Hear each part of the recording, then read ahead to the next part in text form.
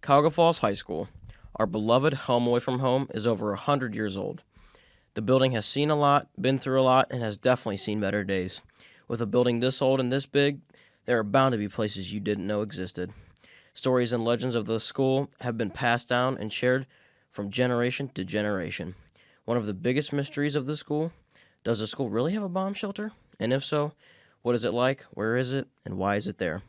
We wanted to find out the answers to this legend, and who better to turn into school if you have questions than the staff, whom themselves attend the school. There's a lot of rumors and legends about the bomb shelter. It was made for maybe 50 people. I've always heard there was a bomb shelter down there. I hear that it goes into the football field.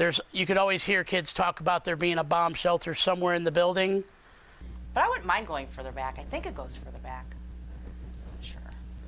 Big or small, under the football field, can you still get in there? When did they add the bomb shelter? When did they cut off access to it? How will we ever get to the bottom of this to answer all the unknown questions that are still out there? Is it even available to investigate? No, it's available. Investigate? No, I said. With the approval of the administration, we ventured into the old bomb shelter. First, we tried to access it by going under the stage in the Little Theater. We had to army crawl 20 feet, then climb down a 3-foot drop before it opened into a small 4-foot-high room that was dirty and very uncomfortable. If you crawled under some ducking, you could get to the larger portion of the bomb shelter. But we heard that there was another way in, a much easier way. Through a back room in the football locker room, there is another access to the bomb shelter.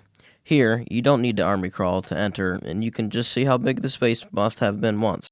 All right, $10 for anybody who wants to crawl through the hole. Big bet. Oh, Mona's like, I'm taking that up. Mona, you want camera?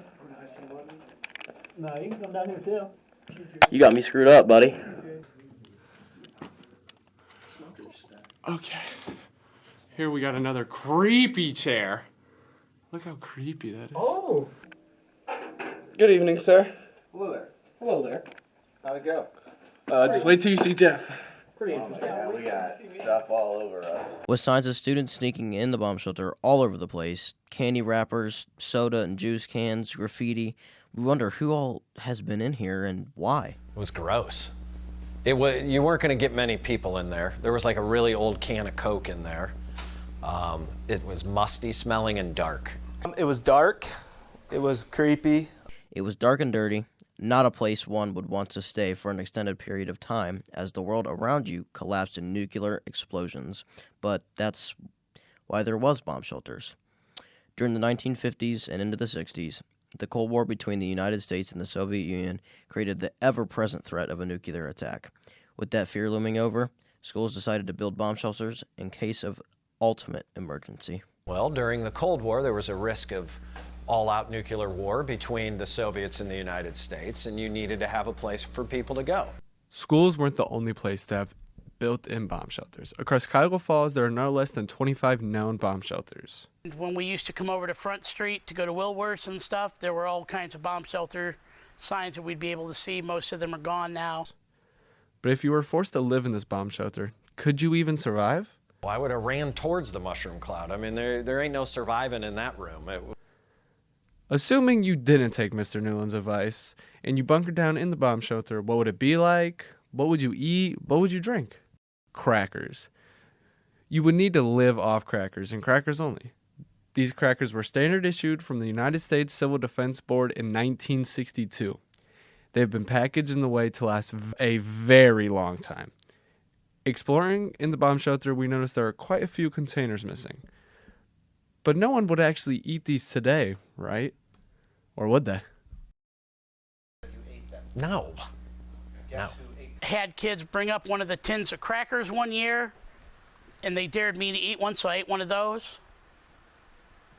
They're just old saltines that are kind of stale. That's not a surprise at all. Not even a little bit. We all know crackers make you thirsty, but unfortunately for Mr. Wilson, the large 50-gallon barrels of water that were supplied in the bomb shelter have all rusted away. But that is how people were supposed to survive if ever forced into the underground. Crackers and barrel water. So part of the mystery has been solved. Cuyahoga Falls High School does, in fact, have a bomb shelter. Even so, legends and stories will continue. It's part of the lore of CFHS. Investigating this bomb shelter has answered some questions, but opened up more. What other bomb shelters are out there? There are rumors of tunnels under Silver Lake Elementary School and even tunnels connecting CFHS to nearby churches and city halls. Looks like our investigation will have to continue.